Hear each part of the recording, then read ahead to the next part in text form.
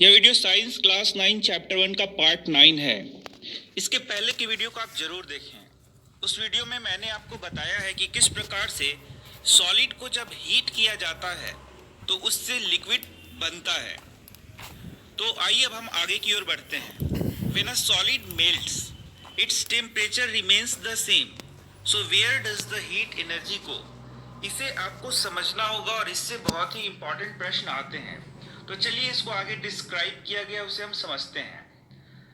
तो you must have observed during the experiment of melting, जब melting का experiment किया जाता है, that the temperature of the system does not change after the melting point is reached till all the ice melts। तो आप देखेंगे कि जो टेम्परेचर है, जब आइस पिघलना शुरू करता है, मेल्ट करना शुरू करता है, और जब तक यह पूरा मेल्ट नहीं हो जाए तब तक यहां आप देखेंगे कि टेम्परेचर में कोई चेंज नहीं आता। तो ऐसा क्यों, इसे थोड़ा ध्यान से समझिए क्योंकि ये बहुत ही इंपॉर्टेंट है और समझना भी थोड़ा मुश्किल होता है। यदि आप आइस को हीट कर रहे हैं, यदि आप आइस को हीट कर रहे हैं और हीट करने पर ये आइस क्या होगा, पिघलना शुरू होगा। तो यदि आइस ये पिघलना शुरू होगा और पिघल के पानी बनने तक आप देखेंगे कि यहाँ कोई टेम्परेचर चेंज नहीं होता है। ऐसा क्यों होता है, जबकि कंटिन्यूअसली आप यहाँ हीट देते जा रहे हैं, हीट देते जा रहे हैं, फिर भी यहाँ टेम्परेचर कोई परिवर्तित नहीं हो रहा है। आप देखेंगे कि थर्मोमीटर में टेम्परेचर राइज नहीं दिखा रहा है। तो ये आखिर ये हीट गया कहाँ। सॉलिड से आप लिक्विड बना रहे हैं और आप लगातार हीट देते जा रहे हैं, लेकिन आपको टेम्परेचर में कोई भी परिवर्तन नहीं दिखता है। तो ये हीट जाता कहाँ है, यही है प्रश्न। You must have observed during the experiment of melting that the temperature of the system does not change after the melting point is reached till all the ice melt। Melting point के पहुंचने से ice के melt होने तक कोई temperature में अंतर नहीं आता है। ऐसा क्यों, जबकि आप लगातार उसको कंटिन्यूअस हीट देते हैं। तो वह हीट जाता कहाँ है। This happens even though we continue to heat the beaker, that is we continue to supply heat, this heat gets used up in changing the. तो इसका आंसर आप यहां से देख सकते हैं कि यह हीट कहां जाता है। तो this heat gets used up in changing the state by overcoming the force of attraction between the particle. तो आप देखेंगे कि यह हीट जो है, उसके पार्टिकल जो एक दूसरे से एक बॉन्ड से जुड़े हैं, अट्रैक्शन फोर्स से जुड़े हैं, तो यह जो हीट का एनर्जी है उस अट्रैक्शन को तोड़ने में चला जाता है। State by overcoming the force of attraction between the particle. तो आप देखेंगे ये जो कंटिन्यूअस हीट आप सप्लाई कर रहे हैं, फिर भी टेम्परेचर राइज नहीं होता है। क्यों, क्योंकि यह जो हीट है, ये जो मॉलिक्यूल के बीच में जो अट्रैक्शन फोर्स है उसको समाप्त करने में यूज में आ जाता है। तो यही है इसका answer. As this heat energy is absorbed by ice without showing any rise in the temperature। तो आप देख सकते हैं कि यह जो हीट एनर्जी है वह आइस के द्वारा एब्जॉर्ब कर लिया जाता है और टेम्परेचर में कोई भी बदलाव आपको नहीं दिखता है। It is considered that it gets hidden into the contents of the beaker and is known as latent heat. और इसे हम लोग क्या बोलते हैं, लैटेंट हीट। लैटेंट का मतलब होता है छिपा हुआ, गुप्त, और इसे हम लोग हिंदी में कहते हैं गुप्त उष्मा, जो कि आपको दिखता नहीं है, आपको पता ही नहीं चलता कि यह हीट कहाँ गया, यह उष्मा कहाँ गया। The word latent means hidden. Latent का मीनिंग क्या हो गया, हिडन, गुप्त, छुपा हुआ।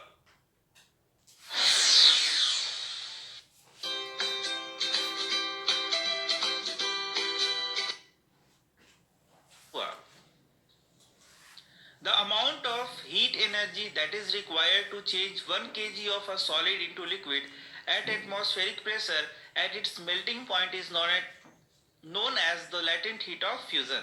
तो यहाँ से एक बहुत ही इंपॉर्टेंट प्रश्न आपको आता है और वह है what is latent heat of fusion। Fusion मैंने बता दिया था, मेल्टिंग जो हो रहा था उसे ही हम लोगों ने क्या कहा था, फ्यूजन। तो what is latent heat of fusion? तो इसका आंसर आप यहां से याद कर सकते हैं, इसको याद करना होगा आपको। The amount of heat energy, वह अमाउंट ऑफ हीट एनर्जी जो कि रिक्वायर होता है 1 kg ऑफ सॉलिड को चेंज करने के लिए, उसको लिक्विड में चेंज करने के लिए, at atmospheric pressure at its melting point is known as latent heat. एक खास एटमॉस्फेरिक प्रेशर पे, इसे ही हम लोग क्या बोलते हैं? Latent heat of fusion.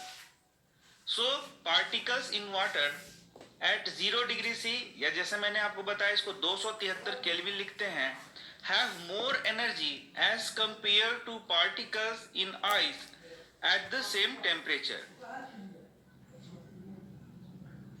तो आप यहां देखेंगे कि पार्टिकल इन वाटर, वाटर में जो पार्टिकल होंगे उनमें ज्यादा एनर्जी होगा इस टेम्परेचर पे comparing to ice at the same temperature, क्योंकि यह इसमें गुप्त ऊष्मा के रूप में यह रहता है जो कि हमें नहीं दिखता है। When we supply heat energy to water, particles start moving even faster at a certain temperature. At a point is reached when the particle have enough energy to break free from the force of attraction of each other.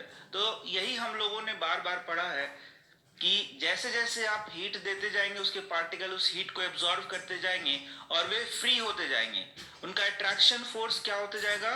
कम होते जाएगा, जिसके कारण वे solid से liquid, liquid से gaseous particle में बदलना शुरू हो जाएंगे। At this temperature the liquid start changing into gases, और इस टेम्परेचर पे ये जो लिक्विड है वह गैस में बदलना शुरू हो जाएंगे। The temperature at which a liquid start boiling at the atmospheric pressure is known as its boiling point. तो यहां से भी एक प्रश्न आता है आपको, व्हाट इज बॉइलिंग पॉइंट? तो आप देख सकते हैं इसका आंसर यहाँ लिखा हुआ है, the temperature at which a liquid starts boiling at the atmospheric pressure is known as its boiling point. यहाँ एटमॉस्फेरिक प्रेशर बहुत इंपॉर्टेंस का है।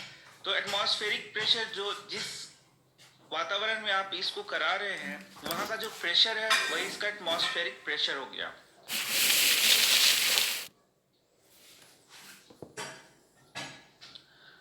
Boiling is a bulk phenomena. Particles from the bulk of the liquid gain enough energy to change into the vapor state. तो हम लोगों ने क्या समझा कि पार्टिकल एनर्जी को गेन करता है और एनर्जी को गेन करने के बाद उसका एनर्जी बढ़ जाता है और वह फ्री हो जाता है और फिर गैसेस स्टेट में चेंज हो जाता है। तो आप देख सकते हैं यहाँ पर वही बात लिखा है, particles from the bulk of the liquid gain enough energy, वो बहुत ज्यादा एनर्जी को गेन करते हैं to change into the vapour. जब करगिल युद्ध हुआ तो एक रिपोर्टर के तौर पर मैं वहां 2 महीने वेपर स्टेट, और वो वेपर स्टेट में गैसेस स्टेट में इस प्रकार से चेंज होते हैं। For water this temperature is 373 K। तो ये जो बॉइलिंग पॉइंट हम लोग बोल रहे हैं ये है 100 डिग्री सेल्सियस, जो कि आप केल्विन में इसको निकाल सकते हैं 373 केल्विन। मैंने आपको बताया है K is equal to C plus 273, तो आप निकाल सकते हैं सेल्सियस से केल्विन में, केल्विन से सेल्सियस में। Can you define the latent heat of vaporisation? तो ठीक उसी प्रकार से हम लोग लैटेंट हीट ऑफ वेपोराइजेशन को भी परिभाषित कर सकते हैं, जिस प्रकार से हम लोगों ने लैटेंट हीट ऑफ फ्यूजन को डिफाइन किया था। Do it in the same way as we have defined the latent heat of fusion. Particles in steam, that is water vapor at 373 K, have more energy than water at the same temperature. This is because particles in steam have absorbed extra energy in the form of latent heat of vaporization. तो यहाँ से एक बहुत ही important प्रश्न होता है आपका कि क्यों ये जो वाटर का वेपर होता है उसमें बहुत ज़्यादा एनर्जी होता है और यह हमारे लिए ज्यादा हार्मफुल होता है बजाय कि गर्म पानी के। तो आप देख सकते हैं इसका आंसर यहाँ पर लिखा हुआ है, particles in steam. Particles in steam मतलब वेपर फेज में जो पार्टिकल है, that is water vapour at 100 degree Celsius have more energy, उनमें एनर्जी ज्यादा होता है than water at the same temperature. क्यों? This is because particles in steam have absorbed extra energy, क्योंकि यहाँ पर जो स्टीम के पार्टिकल है उनमें एक्स्ट्रा एनर्जी होता है जो कि लैटेंट हीट ऑफ वेपोराइजेशन के रूप में होता है। तो ये बहुत ही इंपॉर्टेंट प्रश्न है जो कि एग्जाम में पूछा जाता है। तो आप देख सकते हैं यहाँ सॉलिड स्टेट है, लिक्विड स्टेट है, गैसियस स्टेट है। सॉलिड को जब हीट किया जाएगा तो लिक्विड में आएगा, और लिक्विड को जब हीट किया जाएगा तो गैसियस स्टेट में आएगा, और इसको वापस कूल करने पर ये गैसियस से लिक्विड और लिक्विड से सॉलिड स्टेट में आता है। So we infer that the state of matter can be change into another state by changing in the temperature. और यही हम लोग का टॉपिक भी था कि क्या चेंज इन टेम्परेचर से स्टेट ऑफ मैटर चेंज होता है, तो हाँ होता है। We have learned that substances around us change state from solid to liquid and from liquid to gas application of heat. तो आप देख सकते हैं ये सारी बातें मैंने आपको बता दी। But there are some that changes directly from solid state to gaseous state and vice versa without changing into the liquid state। लेकिन बहुत सारे ऐसे पदार्थ हैं जहां पे आप देख सकते हैं कि सॉलिड से डायरेक्ट वह गैसियस स्टेट में बदल जाएगा और गैसियस स्टेट से डायरेक्ट वह सॉलिड स्टेट में बदल जाएगा। तो आइए अब इसे हम लोग देखते हैं। जैसे मैं उदाहरण बता दूं, नेप्थलीन की गोली आपने घर में देखी होगी, या ओडोनिल आप बाथरूम में लगाते हैं, तो आप देखेंगे कि ओडोनिल सॉलिड आप घर में लगाते हैं लेकिन वह गायब हो जाता है। क्या वो लिक्विड में आपने परिवर्तित होते हुए देखा है क्या? नहीं। तो ये डायरेक्ट सॉलिड से क्या होता है, वेपर फेज में आ जाता है। नेप्थलीन की गोली, यह भी क्या होता है, डायरेक्ट सॉलिड आप लगाएंगे और देखेंगे कि गायब हो गया, तो यह भी लिक्विड फेज में नहीं आता है।